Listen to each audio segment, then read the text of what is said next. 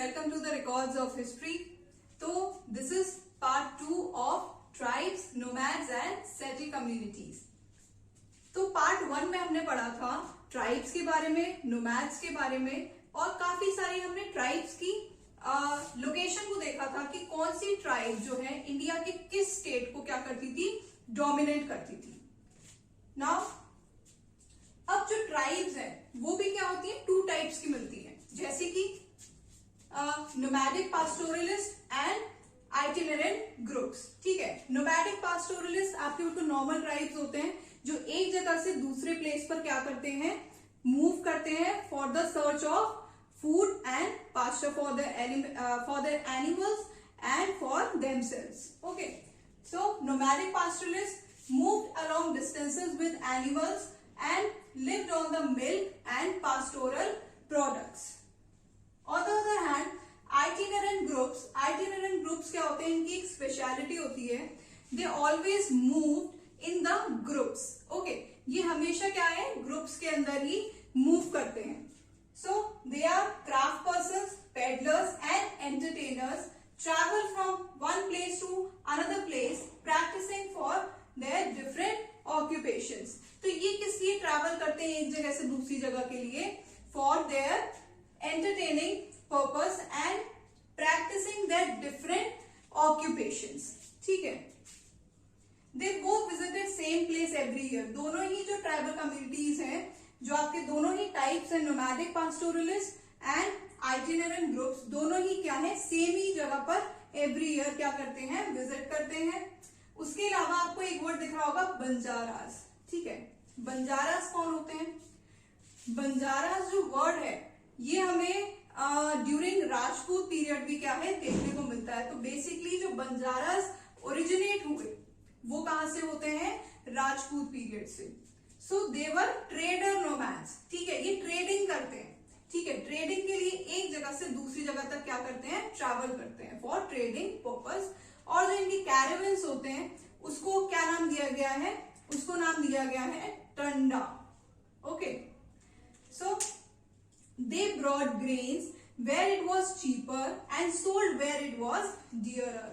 अब इनका काम क्या होता है, जहां पर सस्ते ग्रेन्स मिल रहे हैं, मतलब एट चीपर प्राइस, वहां से ये ग्रेन्स को क्या करते हैं, परचेज करते हैं. और जहां पर हाई प्राइस में ग्रेन्स रहते हैं वहां पर ये क्या करते थे, उन ग्रेन्स को सोल्ड कर देते हैं. Okay, so during Alauddin Khilji के बारे में अगर आपने कभी पढ़ा हो तो अलाउद्दीन खिलजी ने अपनी एक मार्केट रिफॉर्म पॉलिसी निकाली थी, एक अपनी खुद की मार्केट जो है बनवाई थी, जहां पर क्या रहता था, Alauddin Khilji use Banjaras to transport grains to the city markets. जितनी भी सिटी मार्केट्स थी, अलाउद्दीन ने बंजारास को क्या काम दिया था कि वो ग्रेन को क्या करेंगे, वहां पर ट्रांसपोर्ट करेंगे and transported food grains to army during military campaigns. और उस टाइम पे जितने भी मिलिट्री कैंपेन्स होते थे उसमें वो क्या करेंगे, उस ग्रेन्स को ट्रांसपोर्ट करेंगे to the army. Okay, and last one is mendicants acted as wanderer merchants. जो मेंडिकेंट्स होते थे वो होते थे wanderer merchants. Okay, now the new caste emerge. अब धीरे धीरे क्या हुआ, जो सोसाइटी के अंदर एक वर्ना सिस्टम था, जो मैंने आपको पार्ट 1 में बताया था. वर्ना सिस्टम क्या था, हमारी सोसाइटी के अंदर 4 टाइप्स ऑफ वर्ण है, दैट इज ब्राह्मण, क्षत्रिय, वैश्य एंड शूद्र. उसी के साथ साथ क्या हुआ, न्यू कास्ट भी एमर्ज होना स्टार्ट हुई. Smaller caste and jatis emerged with varna system. तो जातीज क्या होती है आपकी, या तो स्मॉलर कास्ट आप बोल सकते हैं या फिर सब कास्ट बोल सकते हैं. ओके, तो ये एमर्ज होना स्टार्ट हुई. New caste appeared amongst Brahmans. Then jatis and not varna become the basis for organizing society. Jatis बोल सकते हैं या फिर नॉन वर्ण भी बोल सकते हैं. और यही अब से क्या हो गया, एक बेस हो गया किसका, सोसाइटी को ऑर्गेनाइज करने का. So number 1 is rathakaras. ये सबसे पहले आपको सब कास्ट मिलती है, जाति मिलती है. अब रथकारास कौन होते हैं, चैरियट मेकर्स. ये क्या करते हैं, ये बनाते हैं रथ. ठीक है, रथ बनाने का काम होता है किसका, रथकारास का. They include architecture, building, coaches and chariots. ठीक है, ये आर्किटेक्चर्स वगैरह बनाते हैं, बिल्डिंग कोचेस बनाते हैं और चैरियट्स बनाते हैं। और ये हमें कहां से पता चलता है? That has been mentioned in Udayakondan Udaiyar, और ये हमें कहा मिला है? तिरुचिरापल्ली तालुका में। ठीक है, नेक्स्ट आता है आपके क्षत्रियास। क्षत्रियास कौन थे? राजपूत जो थे वो अपने आप को क्या मानते थे? क्षत्रियास मानते थे। ठीक है, so Rajput emerge belong to the different lineages such as Huns, Chandelas and Chalukyas. अब क्या थी? राजपूत की डिफरेंट लीनिएजेस थी जो कि हमें पता चलती है क्या? हुन्स थे, चंडेलास थे और चालुक्यास थे। So it gave a way for tribal population to follow. तो हमें यहाँ पर एक न्यू कास्ट क्या मिली? राजपूत मिले। ठीक है, emergence of states is related to social change among tribal, और यहीं से क्या आना स्टार्ट हुआ? ट्राइबल सोसाइटी के अंदर एक सोशल चेंज आना हमें दिखा। ओके, तो मैंने पार्ट 1 में आपको बताया था कि इस चैप्टर के अंदर हमें पढ़नी है 2 मेजर ट्राइबल कम्युनिटीज।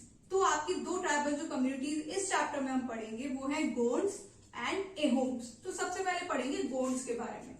गोंड्स जो थे वो कहाँ रहा करते थे? They lived in Gondwana land. तो गोंडवाना लैंड एक प्लेस है जहां पर किसका डोमिनेंस हुआ करता था? गोंड्स ट्राइबल कम्युनिटी का। ठीक है, and what they practice? They practice shifting agriculture. अब शिफ्टिंग एग्रीकल्चर क्या होता है? जस्ट सपोज आपके पास क्या है? 4 पैचेस ऑफ लैंड है। ठीक है, 4 पैचेस ऑफ लैंड है। अब आपने इस वाले पैच में क्या किया? क्रॉप्स को उगाया और उनको काट लिया। उसके बाद आप क्या कर गए? मूव कर गए इस वाले लैंड पर। ठीक है, और आपने इस वाले लैंड में क्या कर दिया? इसको बर्न कर दिया, मतलब इसको जला दिया। उसके बाद आप फर्दर इस वाले में मूव करें और फर्दर इस वाले में, सो ऑन। अब क्या होगा? तब तक जब तक आप इस वाले पे आए हो ना, तब तक इस वाले की जो फर्टिलिटी थी वो क्या होगी? दोबारा से गेन हो जाएगी and you again move to this land. ठीक है, so this is what called shifting agriculture.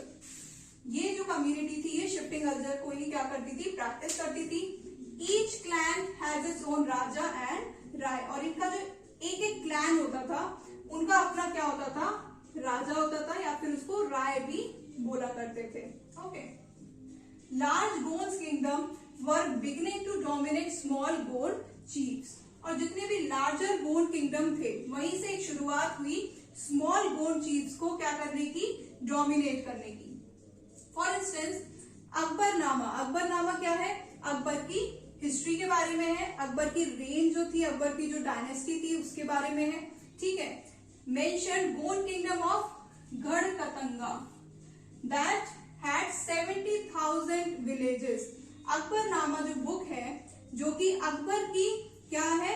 Akbar के हिस्ट्री के बारे में जो बुक है उसमें हमें क्या पता चलता है कि जो गोंड किंगडम था गढ़कतंगा का, उसमें हमें कितने मिले? 70,000 विलेजेस मिलते हैं।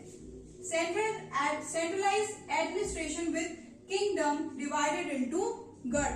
नाउ जो उनका एडमिनिस्ट्रेशन होता था वो किस में डिवाइडेड था? गढ़ में डिवाइडेड था। ठीक है, गढ़ में डिवाइडेड था। Later on Garh was controlled by Gonds and divided into 84 villages known as Chaurasi. अब फर्दर क्या हुआ? गढ़ जो है वो कंट्रोल किया जाता था किसके द्वारा?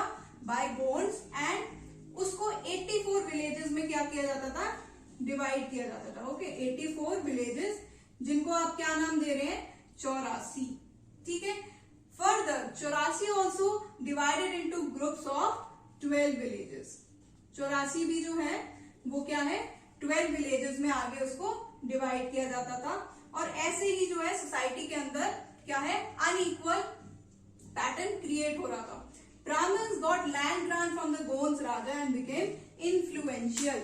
ब्राह्मण्स जो थी वो हायर कास्ट थी उस टाइम पे, जैसे आपने वर्ण सिस्टम में पढ़ा, तो उनको क्या दिया जाता था? जो गोंड किंगडम था, जो गोंड किंगडम के अंदर राजा थे, वो क्या करते थे? ब्राह्मण्स को लैंड ग्रांट भी दिया करते थे, and this became influential. Okay, so now Gond chiefs wish to be recognised as Rajput. तो गोंड चीफ जो थे वो क्या करते थे? ब्राह्मण्स को लैंड ग्रांट देते थे, और उसी के जरिए ये क्या चाह रहे थे कि ये क्या हो जाए? रिकॉग्नाइज हो जाए as Rajput. Now Amandas, Gond raja of Garhkatanga. Garhkatanga जो प्लेस था उसका राजा कौन था? अमनदास, ठीक है।